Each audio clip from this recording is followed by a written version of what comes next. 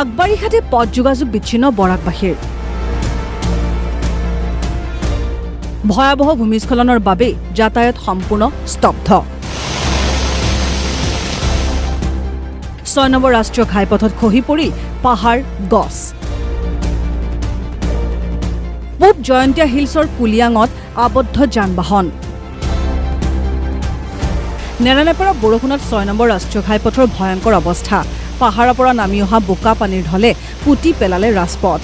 আগবাড়িঘাটে ব্ৰহ্মপুত্ৰ উপত্যকাৰে পথ যোগাযোগ বিচ্ছিন্ন বৰাক উপত্যকাৰ। বিগত দিনে সোনাপুর এরপরে এই রাস্তা গুয়াহাটি থেকে শিলচর আপ ডাউনের সময় বহুত অসুবিধা হয়। এখনও বর্তমানে যানবাহন 1000-এর মতন লাইনও দাঁড়াত, কিন্তু বৃষ্টি দের এরপরে 10 পরের আমরা যাওয়া আসাত বহুত দিগদারি হওয়ার। বৰষুণ মানেই অতি বিপজ্জনক হৈ পৰে 6 নম্বৰ ৰাষ্ট্ৰীয় ঘাইপথ। অতি গুৰুত্বপূৰ্ণ এই পথেৰে সকলো সামগ্ৰী বৰাকলৈ আহে মেঘালয় হয়।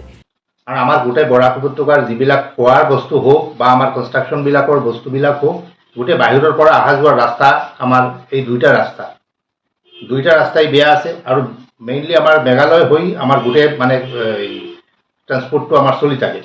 কেৱল বৰাকে নহয়, মণিপুৰ, মিজোৰাম, ত্ৰিপুৰাৰ বাবেও পথ যোগাযোগৰ একমাত্ৰ সমল 6 নম্বৰ ৰাষ্ট্ৰীয় ঘাইপথ। গোটেই বৰাকবেলিৰ মানুহৰ আৰু মিজোৰাম, মণিপুৰ আৰু ত্ৰিপুৰা এই 3খন ৰাজ্য আৰু আমাৰ এই বৰাক উপত্যকাৰ মানুহৰ এই বৰাকবেলিৰ মানুহৰ অহা যোৱাৰ এটাই ৰাস্তা হ'ল আমাৰ মেঘালয়।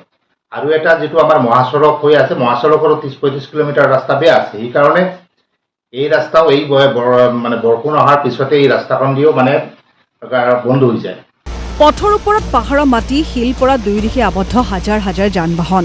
রাস্তাঘাটও শিলচর থেকে গুয়াহাটির যাওয়ার যে রোগীগুলো আছেন তারাও বহুত বিচ্ছিন্ন হয়েছে রাস্তার কারণে। এরপরে গাড়ি, মালবাহন, পুরা ট্রাক সব বন্ধ। 1000-এর মতন গাড়ি আজকে আর কি লাইনও দাঁড়ায়, কোনো গাড়ি বন্ধ, সব গাড়ি বন্ধ। 3খনকৈ ৰাজ্য তথা বৰাক উপত্যকাৰ এই বিপদসংকুল যাতায়াত স্থায়ীভাৱে সুচল কৰিবলৈ কেন্দ্ৰ আৰু ৰাজ্য চৰকাৰক আহ্বান। মেইনলি আমাৰ মেঘালয় হৈ আমাৰ গোটেই ট্ৰান্সপৰ্টটো আমাৰ চলি থাকে।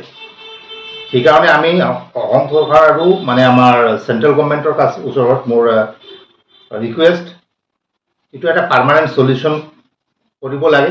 গুৱাহাটীৰ মালিগাঁৱতো ভয়ংকৰ ভূমিস্খলন, যধে মধে পাহাৰ কটাৰ ভয়াবহ পৰিণতি। হিলছাইড কলনীত প্ৰবল ভূমিস্খলন, চৌপাশে ধ্বংসলীলাৰ ভয়াবহ ছবি। কাটিগড়াৰ পৰা ইমানউদ্দিন মজুমদাৰ আৰু মালিগাঁৱৰ পৰা ছাইদুল ইছলামৰ ৰিপৰ্ট, DY 365।